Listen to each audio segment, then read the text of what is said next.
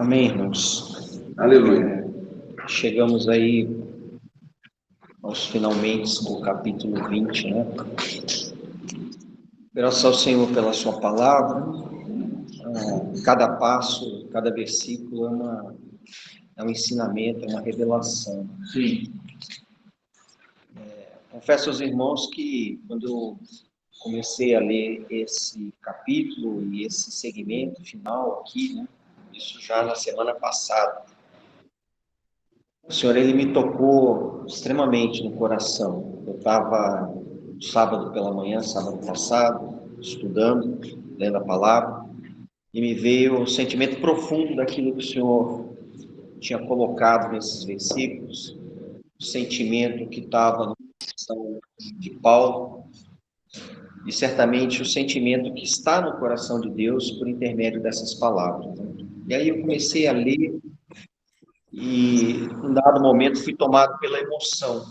A emoção por conta da percepção do amor de Deus. O Senhor, ele nos ama profundamente, numa dimensão que, infelizmente, nós não podemos compreender totalmente. A gente compreende parcialmente, mas não totalmente. A palavra diz que ele nos amou primeiro. Amém. Houve um gesto de amor. Esse gesto de amor superou todas as barreiras, superou o pecado, superou um grande problema que havia no universo, mas isso foi por nós. Nós fomos o objeto desse amor. Havia desordem no universo muito antes do homem cair. Mas por conta de nós, o Senhor manifestou seu grande amor. A gente viu já, acho que creio há 2 semanas atrás, né? O Alisson que compartilhou conosco. A aproximação de Paulo, né, nessa etapa final da sua saída ali da região de Éfeso, quando ele chama os presbíteros e aqueles que eram responsáveis pela igreja, os anciãos, e comunica a eles uma série de palavras. Essa palavra, ela é dirigida especificamente aos presbíteros. Então, ela tem um peso redobrado para aqueles que estão no encargo de cuidar do objeto pelo qual o Senhor morreu, que somos nós. Então, eu fico imaginando, né, quando uma pessoa tem algo de extremo valor. O Davi viajou, deixou sua família aqui. Creio que no coração dele tinha o tempo todo o pensamento na sua família, nas suas filhas, pela distância, e deles também para com ele. Então, assim, o Senhor tem um cuidado especial por nós. Paulo tinha essa percepção muito clara desse amor e do preço que Deus havia pago por cada um de nós. Por conta disso, e movido por esse amor, ele também amou os irmãos. Amém. Totalmente, se entregou totalmente. Essa palavra de hoje não é uma palavra simplesmente de ensinamento que nós possamos ler, entender e sairmos daqui contentes e felizes. Ela tem um outro lado, que é o lado da emoção. Em todo o Novo Testamento, não tem nenhuma passagem que se equipare a esse conjunto de versículos no tocante à emoção. Que Paulo derrama seu coração, ele se ajoelha, ele chora, e os irmãos choram com ele. A gente viu Paulo na prisão sendo açoitado, sendo espancado, a gente não escuta falar que ele chorou. É verdade, a gente não escuta falar que ele chorou. Pelo contrário, ele cantava, samodeava na cadeia, né? Mas aqui ele chorou. Se nós hoje não formos capazes de tocar com sensibilidade e ter a percepção do amor de Deus por nós, nós não vamos compreender o que essa palavra comunica. Essa é uma palavra, esse conjunto de 4 versículos que aqui estão, praticamente 6 versículos, 4 versículos, é uma palavra de amor. Se nós tivermos o nosso coração endurecido, nós não perceberemos o amor de Deus. E eu digo para os irmãos, é péssimo a gente não perceber o amor de uma pessoa que nos ama. Tenta imaginar o seu casamento. se você não conseguir perceber que sua esposa te ama, se você não conseguir perceber que seu marido te ama, se você não conseguir perceber que seus filhos te amam, se os seus filhos não puderem perceber que os pais os amam, as coisas perdem sentido nessas relações pessoais. E aqui, exatamente, é o que acontece. Nós precisamos ter a profunda percepção do amor de Deus por nós. Então, eu digo essa palavra introdutória aos irmãos, sem recorrer a muita recordação do estudo anterior, porque nesse trecho aqui, Paulo, ele praticamente afunila o seu pensamento, afunila as suas emoções para nos colocar essa questão do amor de Deus por nós e do amor que nós devemos ter pelo Senhor e por aqueles pelos quais Ele morreu. Se a nossa obra, se o nosso serviço não for movido por esse amor, nós não estamos imbuídos do mesmo sentimento que o Senhor teve quando por nós se entregou. Ou seja, nós estamos fora da sintonia de Deus para com a sua obra. Porque a obra dele começou por conta do amor que ele teve por nós. É uma questão assim, né? É difícil para a gente compartilhar sobre isso, porque quando a gente olha a face de cada um dos irmãos, né? E você toca nessa palavra, você começa a sentir um profundo amor por cada um dos irmãos que estão aqui. Amém. Por aqueles que não estão aqui. Por aqueles que a gente nem conhece. Que a gente nem conhece. Mas o amor do Senhor começa a inundar o nosso coração. E a gente começa a sentir o que o Senhor sentiu por nós. Paulo, ele se coloca aqui, irmãos, é uma palavra de admoestação. Porque ele vem nos admoestar de como tem que ser o nosso comportamento. Quando nós dizemos que nós amamos os irmãos, isso não pode ser simplesmente uma palavra. Paulo mostra aqui que o amor ele se reflete em atos, em atitude, em comportamento. Se não existem os atos de amor, se não existe o comportamento amoroso do coração, você não toca no Senhor. Você não pode praticar a palavra do Senhor. Por isso que a palavra diz que o dom supremo é o amor. Amém. Tudo vai passar, irmãos. Sim. Tudo que nós estamos lendo aqui, um dia, isso aqui deixa de ter a utilidade, porque a utilidade para a qual foi escrita é para nos conduzir nesse período que nós vivemos, a humanidade. Do início da humanidade até o fim do período que nós teremos aqui na Terra e as futuras gerações, se assim houverem. Depois, quando estivermos no céu, irmãos, todos os problemas passaram. Tudo aquilo que a palavra nos admoesta aqui, passou. Então, Paulo ele faz uma série de recomendações. Ele coloca num plano extremamente alto a questão de desprendimento da nossa vida para com relação a todas as outras coisas que não tenham relação com as coisas de Deus. Vamos fazer a leitura dos versículos, porque eu creio que elas vão nos ajudar a penetrar nesse sentimento, né? Vamos ler. Eu vou ler, os irmãos podem acompanhar, quem quiser ler junto, fique à vontade. Atos capítulo 20, versículo de 32 a 38. Assim diz a palavra: Agora, pois, encomendo-vos ao Senhor e à palavra da sua graça, que tem poder para vos edificar e dar herança entre todos os que são santificados. De ninguém cobicei prata, nem ouro, nem vestes. Vós mesmos sabeis que estas mãos serviram para o que me era necessário a mim e aos que estavam comigo. Tenho-vos mostrado em tudo que, trabalhando assim, é mister socorrer aos necessitados e recordar as palavras do próprio Senhor Jesus. Mais bem-aventurado é dar que receber. Tendo dito estas coisas, ajoelhando-se, orou com todos eles. Então houve grande pranto entre todos, e abraçando afetuosamente a Paulo, o beijaram. Entristecidos, especialmente pela palavra que ele dissera, que não mais veriam o seu rosto. e acompanharam-no até o navio. Nesse capítulo 20, notadamente nas últimas, no estudo que fizemos na semana retrasada, e esse, a gente começa a perceber uma série de virtudes relacionadas à pessoa de Paulo, que ele elenca e que a gente pode destacar e perceber qual era o comportamento dele. E eu vou destacar aqui para os irmãos no sentido de que a gente aprenda as lições com aqueles que já trilharam o caminho primeiro que nós.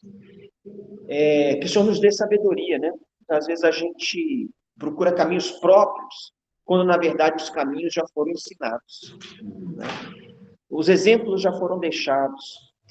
Quando a gente está na vida profissional, quando a gente está na vida do lar, muitas coisas a gente nós aprendemos com os nossos pais. Se tudo começasse de novo do zero, seria extremamente difícil.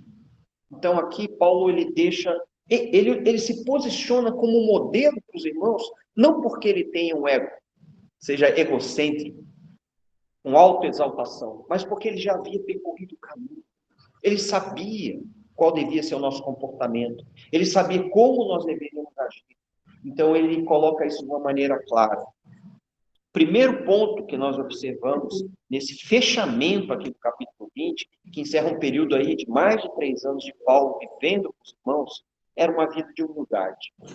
Nós percebemos que Paulo, apesar da posição privilegiada que, por um lado, ele tinha diante de Deus, de ter sido encarregado a ele um ministério de destaque, e a gente vê isso pela posição que os livros de Paulo ocupam na Bíblia, e pela obra que foi realizada por intermédio do nosso irmão, ele tinha uma vida de humildade. Nós não vemos nunca Paulo alegando para si próprio, ou requerendo para si próprio, o que quer que fosse de nenhum irmão, quer seja posição, dinheiro, atenção, prestígio. Pelo contrário, ele se colocava sempre na frente, seguindo os interesses dos irmãos. Ele não tinha um interesse próprio. Quando você acompanha a trajetória da vida de Paulo, e a gente tem visto isso aqui de uma maneira tão clara no livro de Atos, eu pergunto para os irmãos, alguém consegue perceber algum interesse próprio? Uma pessoa que não constituiu para si família, que não constituiu para si casa, que não constituiu para si bens próprios, que não acumulou riquezas, ou animais, ou propriedades, ele não tinha. Você pergunta, que vida que é essa? Que vida que é essa? Nós temos essa vida assim? Não temos. Não temos. Claro que a medida de graça ofertada pelo Senhor a cada um é proporcional à obra que é conferida também a cada um. Mas Paulo não deixa de ser um modelo. Não deixa de ser um modelo. Ele sempre se colocou para os irmãos como modelo. E vemos também, né, que isso não era simplesmente o cumprimento de uma obrigação na vida de Paulo. Muitas vezes a gente recebe a palavra do Senhor e a gente sente que tem a obrigação de cumprir aquilo ali. Temos a obrigação de cumprir. Tudo que o Senhor falou, faremos. Né? Ontem ainda falávamos sobre isso. Tudo que o Senhor falou, faremos. Mas aqui nós vemos um envolvimento emocional de Paulo com os irmãos. Essa palavra de Paulo com os irmãos foi tal por conta do amor que ele tinha por cada um de nós. Claro, recebendo essa palavra nesse momento para nós. Essa palavra foi proferida ali naquele momento aos irmãos que ali estavam. Paulo resistiu a todas as provações, ou seja, ele era uma pessoa emotiva, que se envolvia emocionalmente com os irmãos, que era abnegado pelos irmãos e que teve muita resistência a provações. Novamente a gente pergunta, por que é que alguém vai resistir a tanta provação? Se fôssemos nós, irmãos, Senhor, não dá para dividir um pouco esse cálice com outros irmãos? Será que eu tenho que carregar esse cálice sozinho? Nós vemos o próprio Senhor Jesus, quando se aproximou, no momento final, crucial da sua entrega, ele orou ao Pai e falou, Senhor, se puderes, passa esse cálice de mim. Existe esse relato na palavra. Nós olhamos a Paulo, e guardadas as devidas proporções, Jesus, Filho de Deus, unigênito, primogênito. Mas a gente não escuta Paulo reclamar de que o fardo está muito pesado. Não há registro na Bíblia quanto a isso. Ele era totalmente entregue e resistia às provações por conta, se nós falarmos do encargo, sim, ele tinha encargo, mas irmãos, sem você amar, não é possível passar o que ele passou. Quando a gente se supera na relação familiar, quando a gente se supera na relação com os irmãos, é porque tem que haver, é por conta do amor. Sem isso não é possível haver a superação. O amor é aquela centelha que leva a pessoa a superar as limitações. Certamente Paulo percebia as limitações dos irmãos, Paulo percebia as suas limitações, mas ele percebia também outra coisa, que a despeito de tudo isso, Deus havia amado a humanidade todo o seu coração, se entregou por nós, todos os homens. Nós vimos aqui na semana passada ainda o irmão Roderick compartilhando um pouco sobre essa questão. Ele se entregou por toda a humanidade. Toda a humanidade foi amada por Deus. Toda. Paulo também, nós percebemos no ministério dele, que ele tinha o desejo do anúncio integral da palavra do Senhor. Ele não tinha preocupações de que ao dizer determinadas coisas, isso pudesse sensibilizar a uns ou a outros. Quando nós lemos o livro de Efésios, em que ele fala para as mulheres serem submissas aos seus próprios maridos, Paulo não estava preocupado se as irmãs iam gostar disso ou não. Se elas achavam que isso era correto ou não. Se essa palavra era equilibrada ou estava dentro de outro contexto. Da mesma forma, ele dizia para os irmãos que deviam amar suas esposas, assim como o Senhor amou a sua igreja. Então, Paulo não via nos irmãos limite para entregar as verdades do Senhor. Ele não via limite entre os irmãos. Ele não via limite entre os poderosos. Ele não temeu falar perante poderosos. Vou falar palavras agradáveis, porque naquela época, irmãos, comparecer perante poderosos e falar palavras que não eram agradáveis, normalmente não redundavam em boas coisas. Vamos nos lembrar de João Batista, quando ele recriminou o rei por conta da situação de pecado sexual. A cabeça dele foi entregue numa bandeja.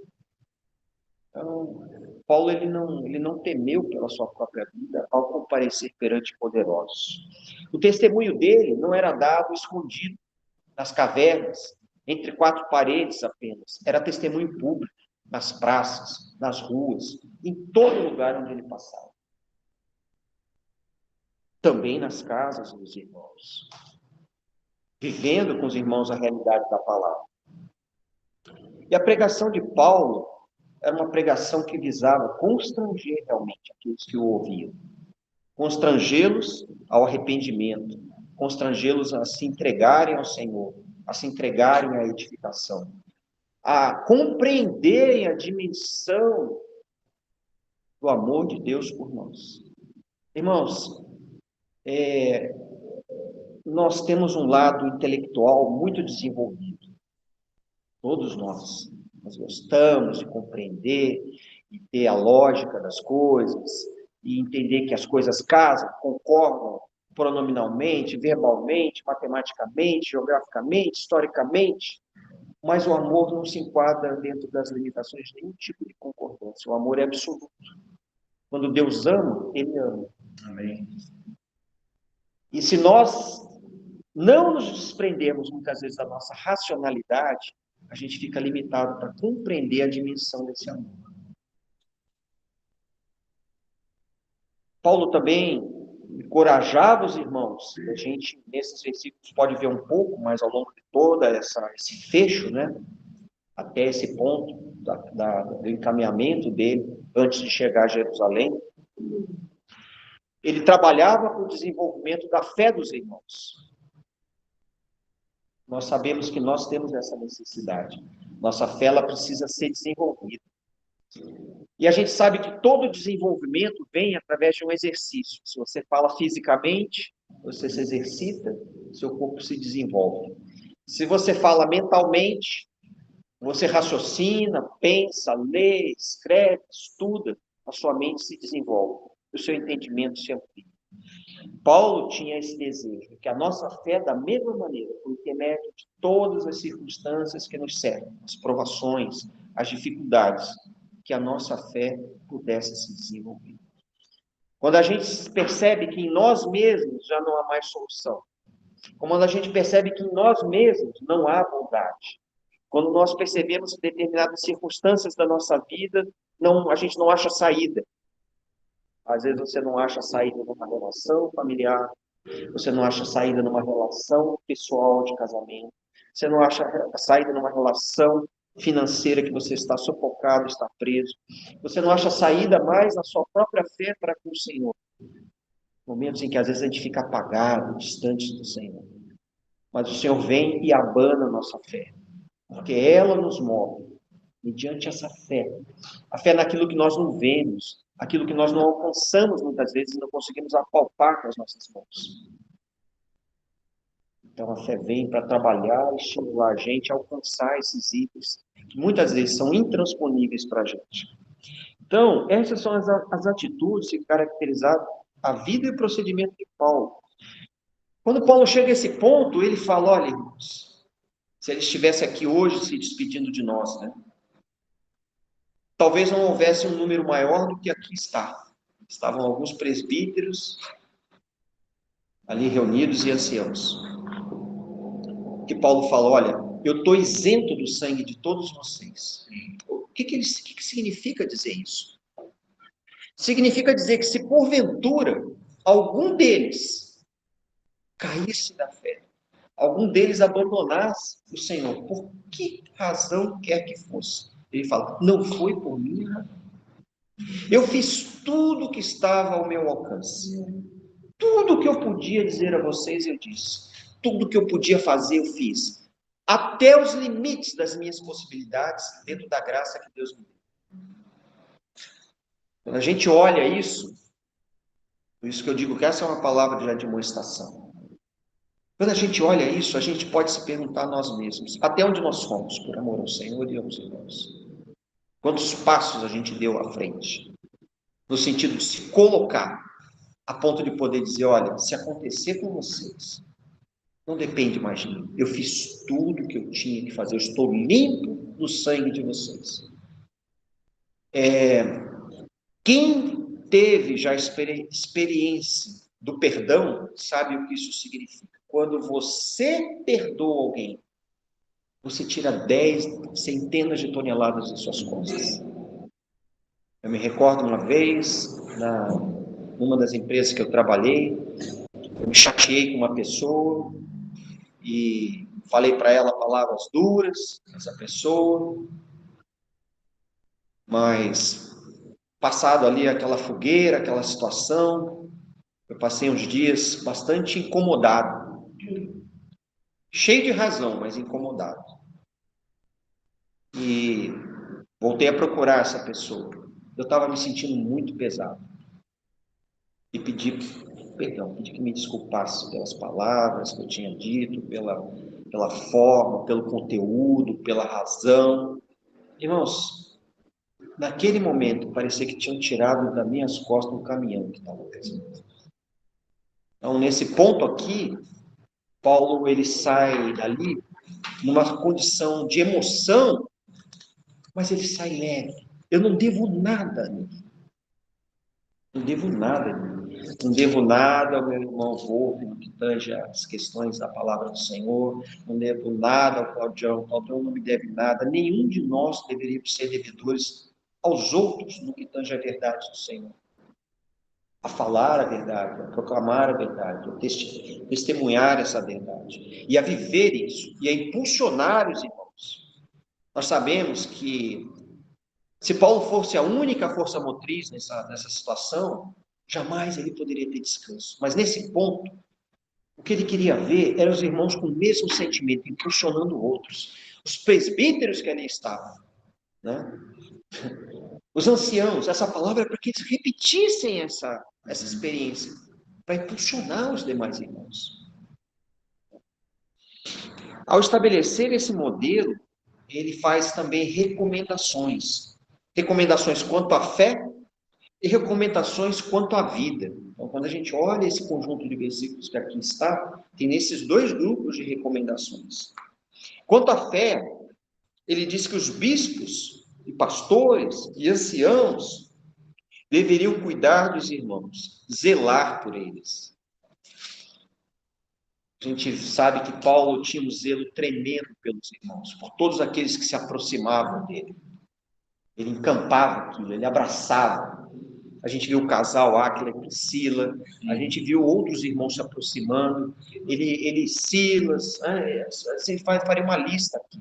Ele abraçava isso e os colocava para dentro do amor de Deus, os colocava para dentro da fé, os colocava para dentro da comunhão do corpo, os encorajava, os impulsionava a caminhar. E Paulo, assim, já no versículo 32, a gente percebe que ele sabe exatamente que essa caminhada que ele fez e a caminhada que ele estava encorajando os irmãos a prosseguir e dar sequência, era uma caminhada que dependia muito da palavra de Deus. Por isso que a gente está sempre muito apegado, né, à palavra do Senhor. Amém. Às vezes é tão gostoso ouvir uma mensagem temática que toca num problema particular nosso, né? Tendo como apoio alguns versículos. Mas a gente não escuta muito na Bíblia conteúdos temáticos. A gente vê a Bíblia explicando a Bíblia, a palavra sendo ministrada. Paulo faz menção aos seus pergaminhos, né? Aos escritos dos profetas, com certeza. Aquilo que ele tinha como base para poder encorajar os irmãos a seguir o Senhor. Outra preocupação de Paulo que deve estar no nosso coração como uma preocupação amorosa, né, irmãos? Quando eu falo preocupação, não é que a gente quer sair daqui com peso, assim, entristecidos por causa do encargo, mas é a demonstração por conta do amor, né? Por conta do amor aos irmãos. Ele fala da defesa da verdade contra lobos vorazes, contra falsos mestres. Por que ele fala isso para os irmãos? Presbíteros, bispos, anciãos, pastores. Irmãos, talvez muitos de nós aqui, se por alguma razão não pudermos estar aqui, a igreja vai sentir. A comunhão, o corpo vai sentir, vai perceber. Por exemplo, o irmão Davi falou que ele veio para buscar a família Feu. Eu preferia que não fosse assim. De coração. Mentira. Aprende a mão, Senhor.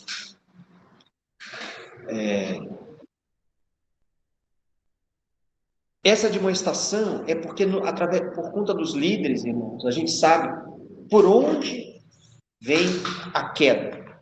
Quando a gente olha a história da igreja, a gente olha de onde nós viemos. De onde vem a queda? Vem por conta da liderança. Vem por conta daqueles que estão lá adiante servindo o Senhor. A batalha que nós travamos é uma batalha que o inimigo, Satanás, ele conhece totalmente cada uma das pessoas. Ele conhece a natureza humana. Ele sabe a corrupção que ele causou na natureza humana. Ele sabe quais são os pontos fracos da natureza humana. O ataque àqueles que estão na linha de frente, irmãos, como em qualquer guerra, ela é muito maior. Muitas vezes ali por trás vem o corpo, né? Os irmãos, e na frente, na linha de frente, vão aqueles que lideram. O ataque é feroz. Nós vimos isso na vida de Paulo sobre todos os aspectos. Sua fé sendo provada, ele sendo encarcerado, sendo espancado. Mas essa demonstração vem para os líderes. A gente tem que ter essa preocupação, né? De realmente olhar. Aqui é incrível, né? A gente fala, olha, a Bíblia tem tantas coisas. Nós poderíamos falar de cristologia, manuscritologia, nós poderíamos falar sobre a igreja, nós poderíamos falar sobre muitas coisas. Irmãos, se vocês entrarem no seminário, vocês virem como é fatiado o conhecimento das coisas relativas ao Senhor, tem tema para tudo, tem aprofundamento para tudo. Paulo aqui faz uma breve alusão, através de alguns versículos, aquilo que é importante nós guardarmos. Aquilo que é importante. Às vezes a gente se complica. É muito bom conhecer a Bíblia toda, mas é tão bom poder receber um foco, né? Alguém que dá um foco. Você tem um amplo e vasto conhecimento daquilo, da obra do Senhor, mas você recebe de Paulo aqui, ele poderia fazer um tratado agora aqui no capítulo 20. Fala, olha, nós vamos ficar numa conferência de um mês antes de eu ir embora. Ele reúne os irmãos e, com a preocupação que tinha, ele põe um ponto focal. A gente precisa capturar esse ponto focal, né? Então, com relação à fé, cuidar dos irmãos, dar atenção à palavra de Deus, defender a verdade contra os lobos vorazes. Ontem estávamos reunidos com alguns irmãos e comentávamos sobre isso. Nós não podemos silenciar quando percebemos que alguma coisa não está em conformidade com os ensinos da palavra do Senhor. Agrade ou não agrade a quem quer que seja. Nós não podemos diversar sobre questões relacionadas à verdade. Às vezes a gente se exime de falar determinadas coisas, porque sabe que ao falar vai provocar, eventualmente, uma percepção, uma sensação de contrariedade à pessoa que ouve. Mas a gente tem que aprender a ser fiel ao Senhor. Quando você identifica um problema, principalmente entre os irmãos, né, que estão na liderança, identifica um problema, é benefício mútuo poder dizer um ao outro: eu acho que não está certo. E se não estiver, que assim seja, possa ser corrigido. E se eu estiver errado, que eu possa ser corrigido. Nós não podemos criar um grupo politizado, né, de camaradas que se cobrem uns aos erros dos outros e que se silenciam pelo bem da comodidade. Muito pelo contrário. Nós temos que ter o zelo de cuidar para que a palavra e o viver cristão sejam saudáveis. Para isso, continuamente tem que haver cuidado. Lá em casa, na sacada, tem algumas plantinhas.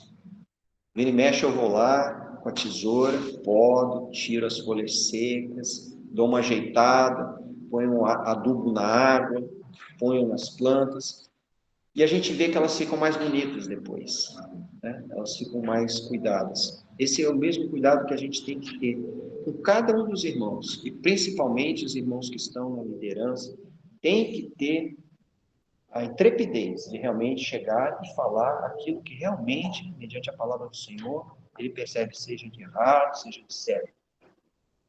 Quanto à vida, né? Falei questões de quanto à fé. Quanto à vida, a gente tem que aprender a viver uma vida de contentamento. Às vezes a gente está insatisfeito. Começa a vir depressão, frustração, inconformidades, porque a gente não está satisfeito com a vida que Deus nos dá. Em algum ponto, em algum aspecto, em alguma questão da nossa vida, nós não estamos satisfeitos. E a gente entra numa luta pessoal, né? Essa insatisfação gera em nós um desconforto, um incômodo. Claro que estar desconfortável com a injustiça, sim, é bom. Não é bom estarmos conformes à injustiça. Não, nós não nos conformamos com a injustiça.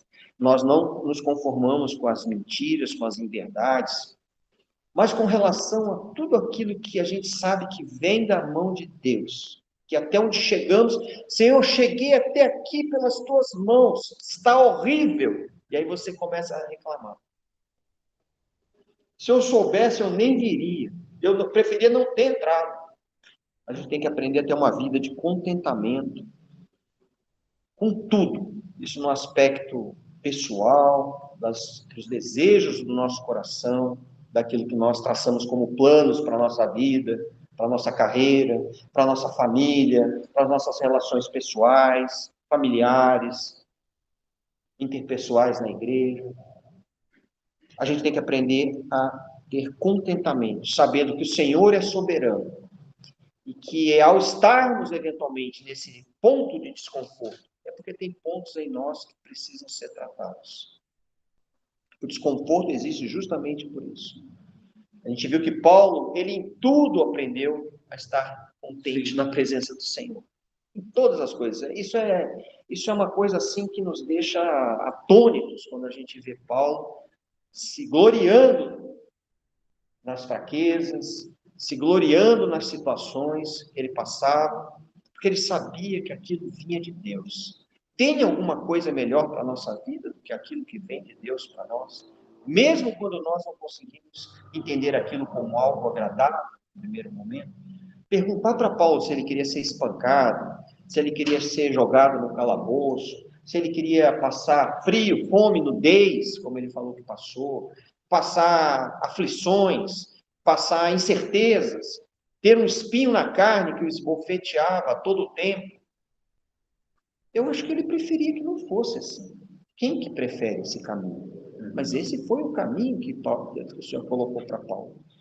Então, na nossa vida, ocorre da mesma maneira, né? Em muitas circunstâncias. Por conta da santificação, por conta da justiça de Deus, por conta dos planos de Deus, nós vamos estar em situações, em circunstâncias, em lugares, em momentos que a gente preferia não estar. Se pudesse optar, não estaria. Mas lá estamos. E aí precisamos aprender a reconhecer a soberania de Deus. Outra questão é a questão da cobiça, né? Nós sofremos mais ou menos, maior ou menor intensidade desse problema, né? Creio que o Senhor já tenha tratado entre nós, muitos de nós, né, de aprendermos a não cobiçar. A cobiça é o desejo de ter coisas que nós não temos. É um desejo ardente, é um desejo que incomoda, é um desejo que te faz estabelecer comparações, estabelecer que você quer ter porque você quer se posicionar diferente por ter ou fazer determinadas coisas. A gente sabe que o Senhor tudo nos provê naquilo que é a nossa necessidade. Nós temos saúde, temos roupa, temos comida, temos transporte, temos uma porção de dinheiro que o Senhor nos dá. É tudo dele, nós sabemos. É tudo dele. É tudo dele. Se chega até nossas mãos, nós sabemos, veio das mãos do Senhor. Veio das mãos do Senhor. Ele dá e ele tira, conforme bem lhe apraz. E o que bem lhe apraz é o nosso benefício. E ele faz isso por conta do nosso benefício, quando dá e quando tira. Outra questão é a questão do trabalho, do sustento, né? A gente vê que muitos de nós também têm problemas nisso, né? A gente trabalha, acho que aqui todos se esforçam naquilo que tem como responsabilidade por fazer, né? Se alguém vive e trabalha sem se esforçar, não está em conformidade com o que Deus determinou em Gênesis, que com o suor do teu rosto ganharás o teu pão. Se você está envolvido em qualquer atividade, no lar, na rua, no trabalho, no serviço, se não há esforço, alguma coisa não está muito certa. O suor do rosto e o trabalho são proteções para o homem, para que ele não se perca no vácuo da sua mente, nos seus pensamentos vãos, e aprenda com as suas próprias mãos a ter o seu sustento. Só que muitas vezes, irmãos, a gente trabalha e ganha o sustento do Senhor, mas a gente é egoísta. A gente pensa apenas em nós mesmos. Mas aqui a gente vê Paulo trabalhando não só para si mesmo, mas também para aqueles que com ele estavam. Depois nós vamos ainda olhar com mais precisão esse versículo. E eu me lembrei da analogia, né? Quando fazemos aqui, às vezes, eventos, churrasco, encontros, o que a gente fala? Vamos fazer assim, cada um traz um pouco para si e para o outro. É esse o princípio aqui. Esse é o princípio aqui. Que nós trabalhamos para nos sustentar e também para ajudar outros que tenham menos. Com isso, a justiça do Senhor na terra, e pelo menos entre nós, na igreja, ela deve se estabelecer. Isso me tocou também a questão das ofertas. Porque quando ofertamos, irmãos, não é para uma obra. Eu sempre pensei assim, vou abrir meu coração aqui para os irmãos. Durante muito tempo eu vi muita oferta chegar em muitos lugares que vão para a obra. Qual é o objeto da obra do Senhor? Somos nós. Que obra pode ser destinatária do dinheiro, senão aquela de ajudar, como aqui fala, aos pobres e necessitados e aqueles que dentro estão no nosso meio e precisam da nossa ajuda? Primordialmente, esse deve ser o objeto do partilhar daquilo que nós ganhamos. Nós partilhamos para que possamos dividir com os outros. E aqui está o ensino de Paulo claramente colocado como recomendação. Não cobiçar, trabalhar para si e também para aqueles que estão com você. Dentro desse princípio, não deveria haver necessitados em extremo. Dentro desse princípio, Paulo mandava recolher ofertas nas igrejas, para passar para outras localidades, outras igrejas que havia necessidade. A necessidade se estabelece nas pessoas e não nas coisas. As coisas necessárias para a obra, o Senhor acaba suprindo. Desde que o objeto primordial e final sejam as pessoas, aqueles pelas quais ele morreu. Às vezes a gente transforma a vida cristã num processo muito complexo, mas ao longo dessas 2 semanas, quando eu comecei a afunilar meu pensamento com relação a esse texto, eu comecei a ver que se a gente tem um pequeno resumo, isso ajuda bastante. E aqui nós temos um pequeno resumo. Encorajo os irmãos depois a voltarem a ler esses versículos sobre a ótica do que aqui nós estamos conversando, né? Para que isso fixe na nossa mente, para que a gente não se perca em muitos detalhes, mas a gente tenha a grande missão, né? A grande missão, imbuído do amor do Senhor pelos irmãos. No versículo 32, Paulo fala: agora, pois, encomendo-vos ao Senhor e à palavra da sua graça, que tem poder para vos edificar e dar herança entre todos os que são santificados. Então, Paulo traz toda essa questão para o momento presente, agora.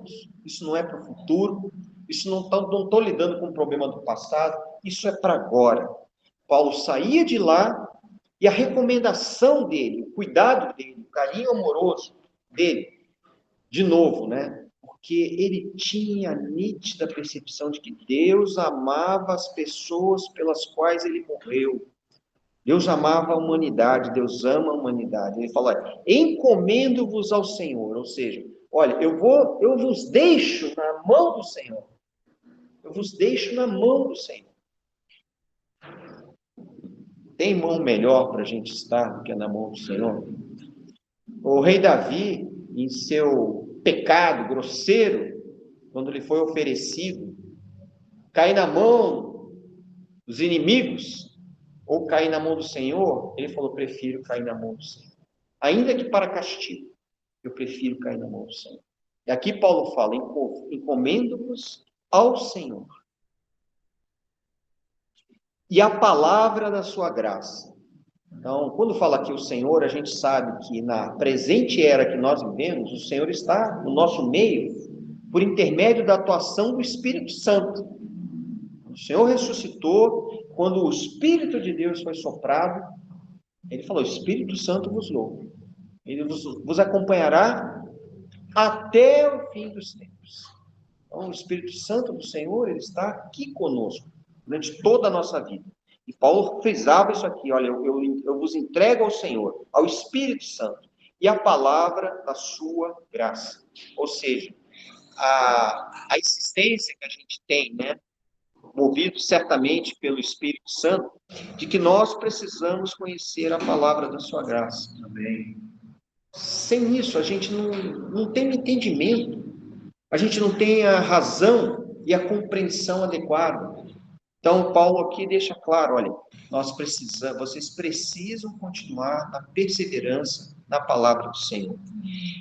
Esse conjunto né, que é o Senhor e a sua palavra, a palavra da graça. E a gente sabe, a palavra da graça do Senhor, primordialmente, está relacionada ao Evangelho de Deus, a palavra da salvação para todos os homens. Ele fala, ela tem poder para vos edificar. A gente sabe que o Senhor volta para recolher a sua igreja, edificada. Quando ela já estiver edificada. A gente não está falando de um prédio, né? Esse prédio, não tem um prédio, não existe um prédio. Deus não morreu por nenhum prédio. Deus não espera um prédio. Ele fala de pedras vivas que somos nós, né? E essas pedras, elas não podem estar espalhadas. Elas têm que estar edificadas, ou seja, assentadas umas com as outras, cada um no seu devido lugar. Quem é boca, quem é mão, quem é dedinho, quem é ouvido, quem... Tem lugar para todos os membros do corpo, e todos têm função, e todos são importantes. Até tempos atrás, a medicina alegava haver órgãos que, se retirados, não fariam diferença. Hoje em dia, aprofunda-se o entendimento de que não há nada que não tenha sentido no nosso corpo. Tudo tem sentido, tem finalidade. Então, o senhor quer... Pois é, eu preservei os meus, havia uma intensa pressão para que eles fossem removidos. Eu falei, eu vou ficar com eles. Eu era pequeno, já queriam tirar, antes que desse problema. Vai dar problema, mas deixa que eu vou ficar com eles. Então, o Senhor, Ele, através do Espírito Santo, da sua palavra, Ele espera que nós possamos ser edificados.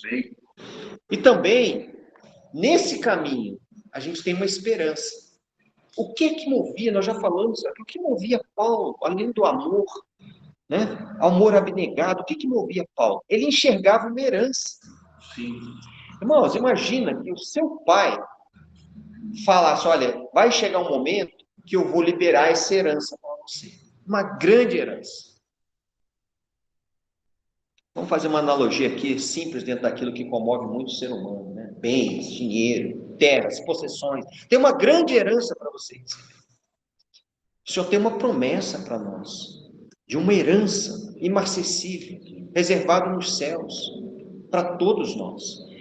Paulo, quando ele caminhava, ele não caminhava como desferindo golpes no ar, sem sentido. Ele tinha um sentido muito claro das coisas. Por um lado, ele atendia por conta do amor do Senhor. E por outro lado, ele corria para receber a imarcessível coroa de glória. O selo da herança de Deus na vida dele. Deus tinha promessas para a vida dele. Por conta disso, enxergar que há essa herança a ser recebida por nós, fazia ele se mover. E não perder o foco e não perder o alvo. Em 1 Pedro, capítulo 1, versículos de 4 a 5, fala assim, que nós fomos, né, reservados para uma herança incorruptível, incontaminável, que não pode murchar, guardada nos céus para vós. Ou seja, irmãos, existe no céu guardado para nós, né? Quando a gente fala o céu, eu não estou aqui na expectativa de ficar acima das nuvens, abaixo, do lado, no primeiro, segundo, terceiro. É uma dimensão que nós não compreendemos, irmãos. A figura de linguagem aqui coloca isso nos céus. Seja onde for, na presença do Senhor, né, no seu reino, existe uma herança incorruptível, incontaminável, diferente das que aqui a gente recebe, que não murcha, que não pode ser roubada, não pode ser corroída, para cada um de nós. Guardada, que mediante a fé, estáis guardados na virtude de Deus, para a salvação, já prestes a se revelar no último tempo.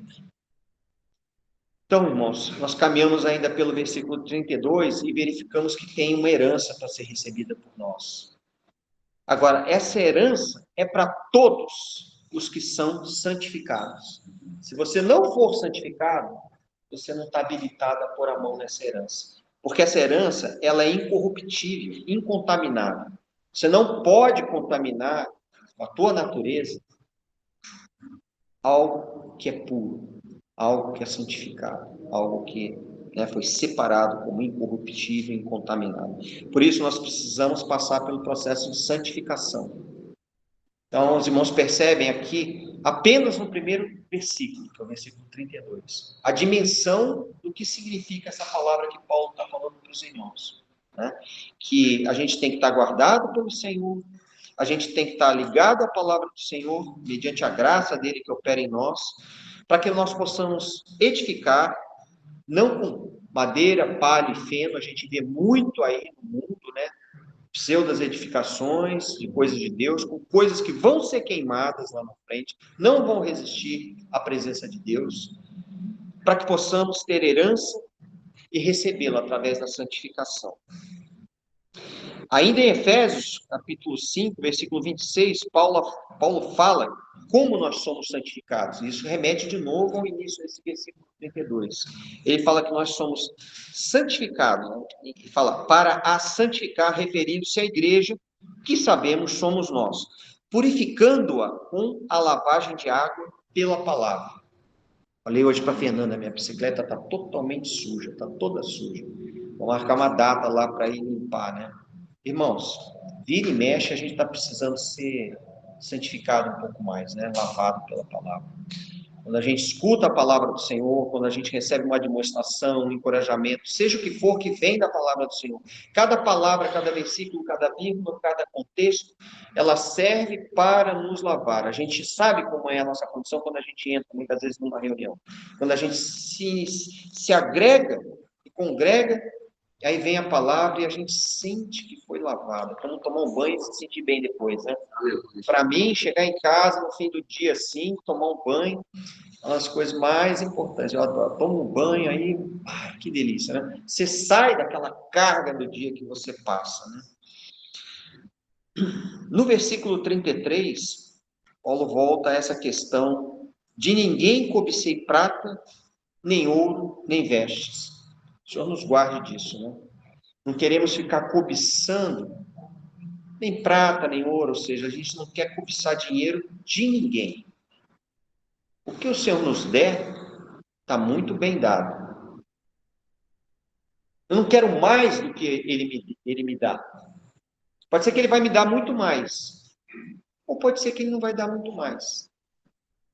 Nós temos que tratar com a cobiça que está em nós. Às vezes a gente olha quem está à frente, quem está do lado, e a gente olha aquilo e você tem o desejo, não do mal da pessoa, mas você tem o desejo de ter aquelas coisas que aquela pessoa tem. O nome disso é cobiça. Às vezes é duro para a gente ouvir isso, né? A gente tem que tratar os nossos olhos. Quando a gente olha, eu queria ter um também. Eu queria também essa roupa que o irmão está usando, esse carro que o irmão está dirigindo, essa situação, aquela situação. O Senhor cuide para que a gente não entre. Essa é a demonstração de Paulo. Para quem, irmãos? Para os presbíteros. Por que ele falou isso? Onde que está o problema? Onde que está a palavra jogada fora? Não tem palavra jogada fora pelo Senhor. O Senhor falou porque esse é o problema. Não cobiceis prata, não cobiceis ouro, nem vestes. Sua aparência, com a roupa. Irmãos, tudo o Senhor nos aprove com generosidade, né? Com largueza. Mas a gente tem que evitar a cobiça. No versículo 34, fala sobre a questão do trabalho.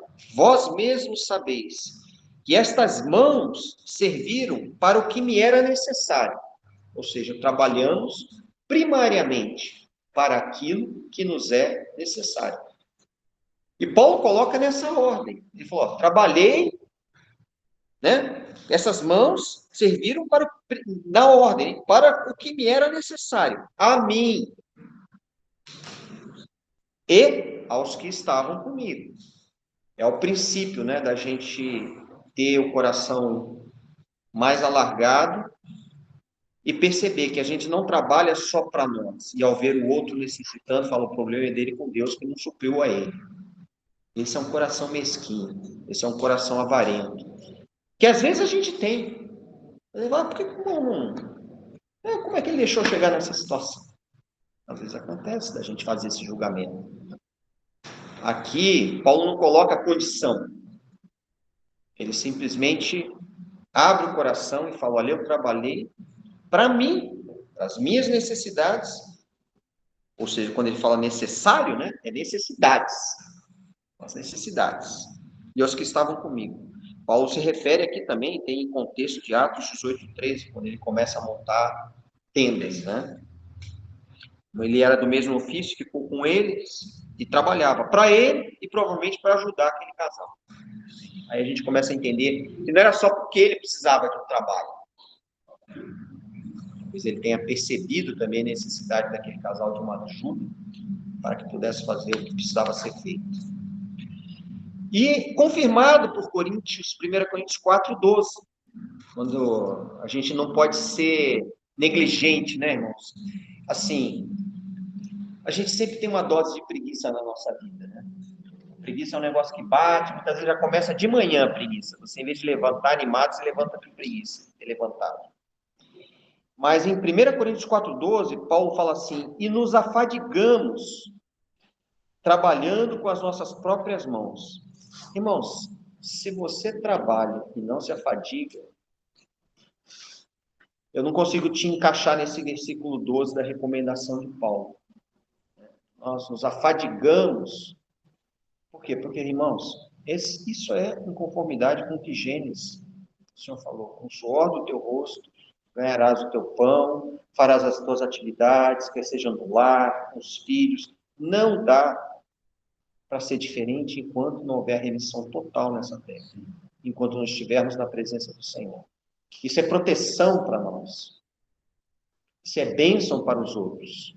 Quando a gente se afadiga, quando a mãe, a esposa no lar, está cuidando da casa, está se afadigando, ela está cumprindo o que o Senhor propôs, a sua palavra. E ela está abençoando sua família, seu marido. Quando o marido vai para o trabalho, se cansa, e aguenta. É duro, assim como é em casa, mas é como o Senhor ordenou. E assim nós devemos cumprir. E quando Paulo fala disso, irmãos, ele não está falando de retórica. Sabe aquela coisa assim, imposta numa posição e dentro de um contexto de retórica você diz o que deve ser feito, sendo que você nunca fez. Pelo contrário. A gente sabe que Paulo se afadigou. Em noites sem dormir, em aflições, em frio, em nudez, em fome. E em trabalhos, como fala aqui, nos afadigamos. Ele não fala que ele se afadigou porque ele foi dormir tarde.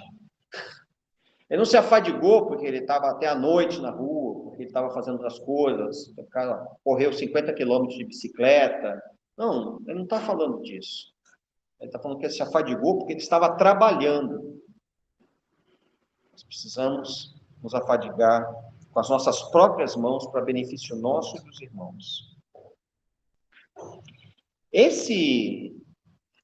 Irmãos, esse cuidado, essa questão que Paulo colocava, volto a dizer para os irmãos, está dentro do contexto da percepção que ele tinha de que Deus tinha amado a cada um. Irmãos, Deus amou o Alex, o Davi, o Brasil, e eu.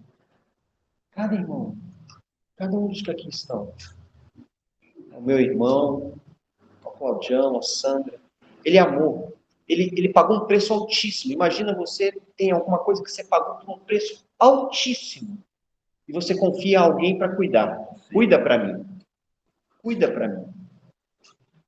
Esse amor, Paulo tocou no amor de Deus por nós. Ele tocou, ele teve a sensação desse amor no seu coração. E por conta disso, ele começou a amar também os irmãos. Nós vamos chegar num versículo que deixa isso muito claro, né?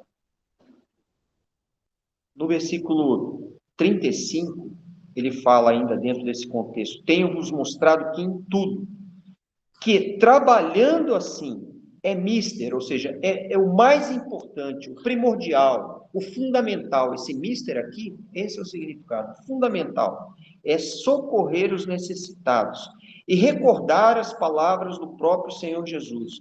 Mais bem-aventurado é dar que receber. Irmãos, eu já dei um monte de coisa que eu gostava demais para muitos irmãos. Claudião, não sei se lembra, mas eu gostava muito de som, né? Tinha uma bancada na minha adolescência ali, final da adolescência, tinha equipamento de som. Não vou nem citar, irmão, mas ali tinha muita coisa. Na época eu já fazia uns serviços, eu fazia, ganhava, ia lá na loja e comprava, gostava. Eu viajei para o sul, lá em Florianópolis, cheguei lá, dei uns punhados de equipamento para o irmão que eu gostava, lá dei para ele.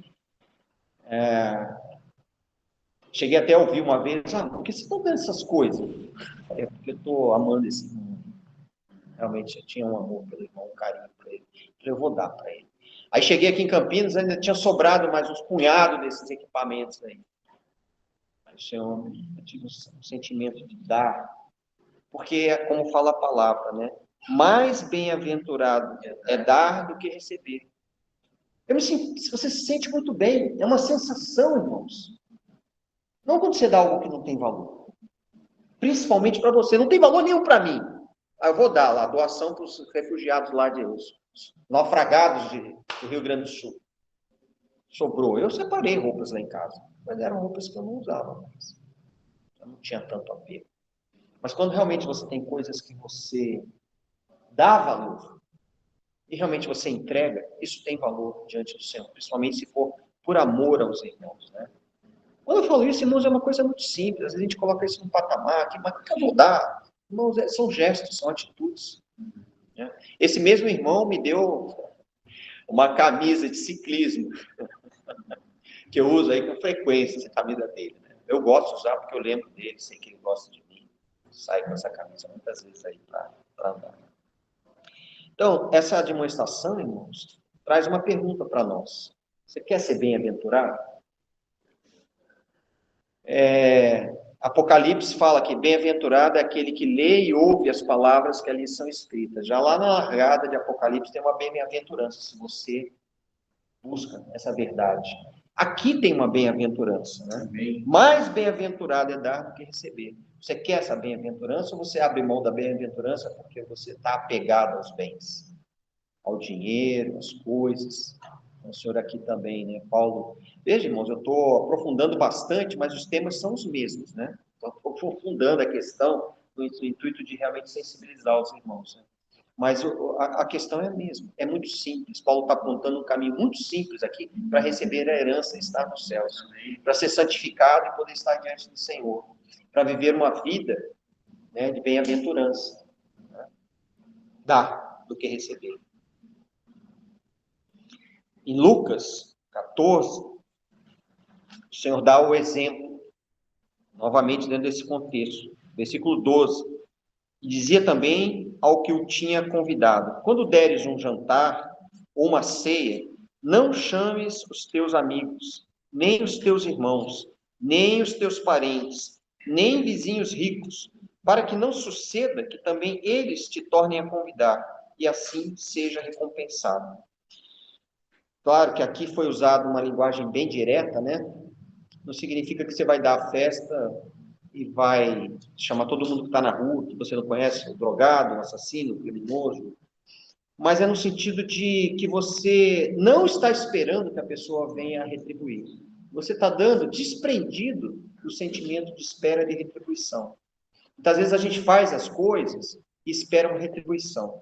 Quando a retribuição não vem, a gente fica amargurado, a gente fica chateado, a gente fica magoado, porque a gente dá com expectativas de receber.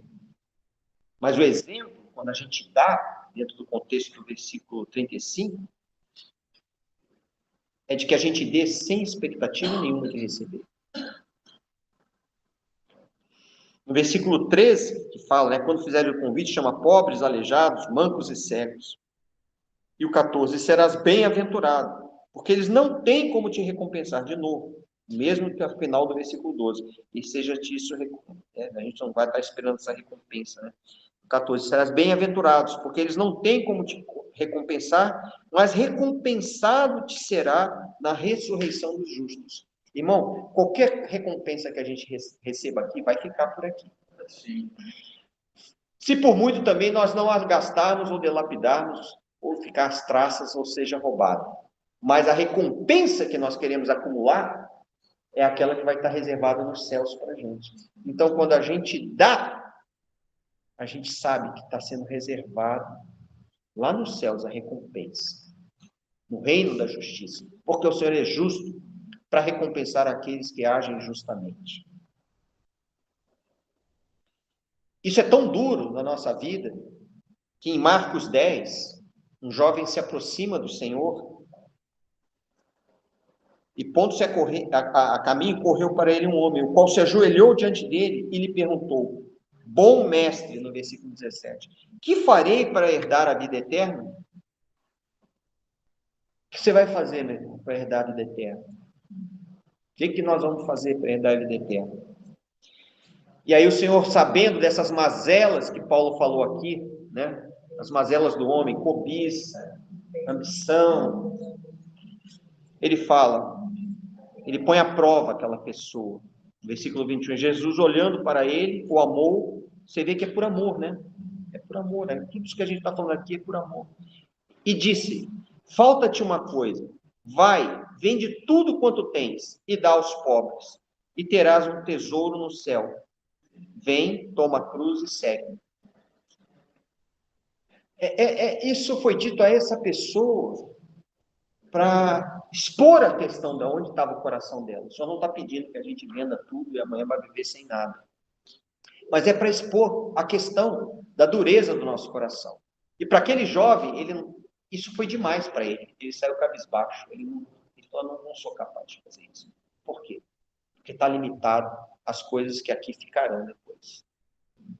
Você não vai poder levar para onde você vai, quer seja para o inferno ou para o céu. Mas você está enlaçado por essas coisas.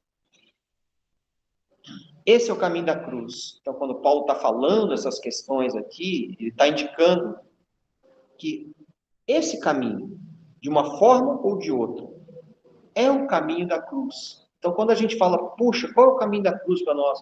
De modo prático, como eu posso fazer? Existem na nossa vida, dia após dia, circunstâncias que são o tal chamado caminho da cruz. Sim. Finalizando, irmãos, no versículo 36, então aqui Paulo,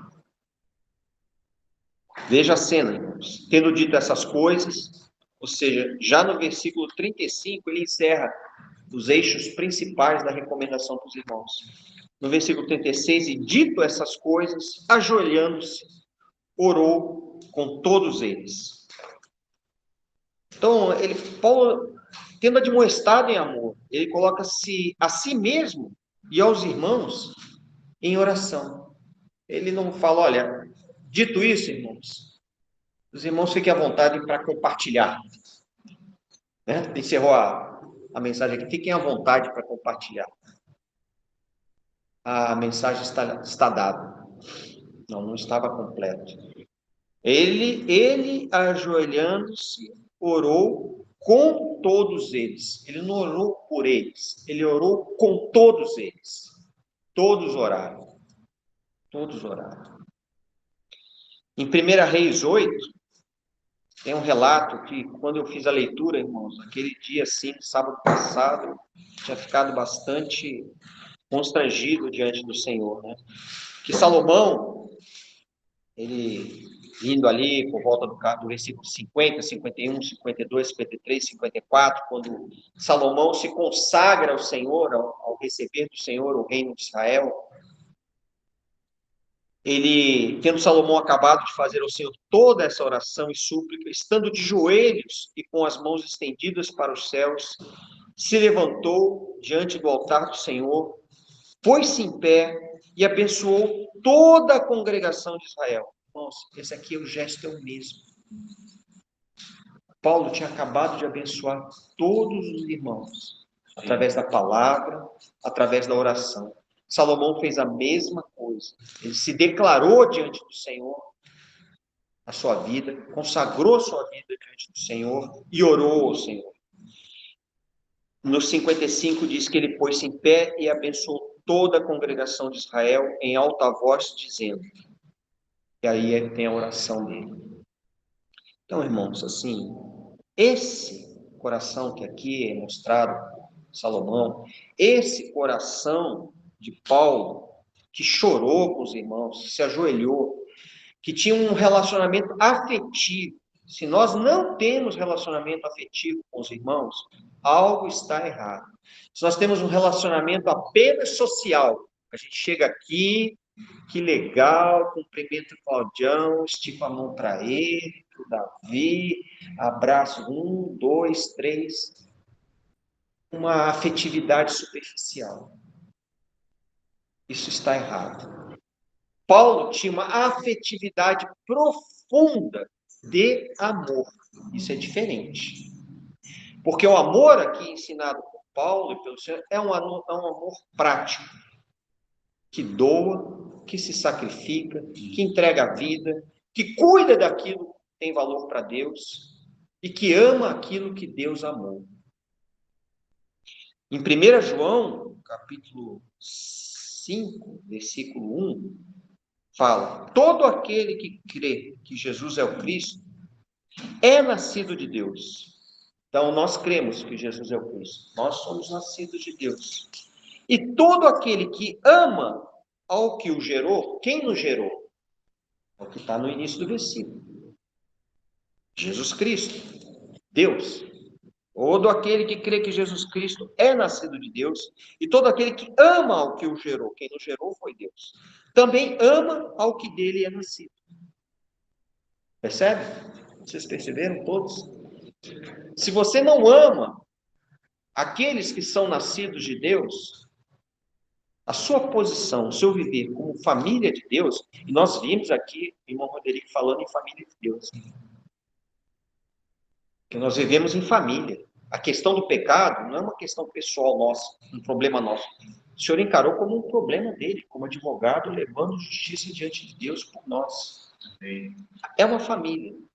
Nós temos que aprender a aprofundar esse sentimento de amor pelos irmãos. Se você não consegue, você precisa buscar o Senhor. Buscar mais do Senhor. Buscar compreender a dimensão do amor que Ele teve ao se entregar por nós. Nesse sentido, irmãos, não se toca o amor de Deus com razão. Se o que eu estou falando aqui para os irmãos tocou apenas a razão dos irmãos, não vai surtir efeito. Tem que tocar o coração. Tem que haver um forte sentimento interior de que nós somos nascidos de Deus. Que Deus amou aqueles que gerou. E que é natural que nós amemos aqueles que Deus amou. Exposto isso, né? Colocado esse sentimento para fora por Paulo, versículo 37 fala: então houve grande pranto entre todos, e abraçando afetuosamente a Paulo, o beijava. Esse beijo aqui, irmãos, esse é o ósculo santo, né? Que fala a palavra. Realmente é um beijo que reflete o amor deles por Paulo e de Paulo por eles. O beijava, entristecidos especialmente pela palavra que ele dissera, que não mais veriam o seu rosto, e acompanharam-no até o navio. Para finalizar, irmãos, eu recebi hoje um versículo de um irmão que se encaixa nesse sentimento, que está relacionado a Mateus 7, versículo 24 e 25, que diz assim: todo aquele, pois, que escuta estas minhas palavras e as pratica, assemelhá-lo-ei ao homem prudente, que edificou a sua casa sobre a rocha. E desceu a chuva, e correram os rios, e sopraram ventos. E combateram aquela casa, e não caiu, porque estava edificada sobre a rocha. Se a gente receber essa palavra e as praticá-las, nós seremos comparados a homens prudentes. No momento da aflição, no momento da ventania, no momento da provação, nós vamos estar sendo guardados. Amém.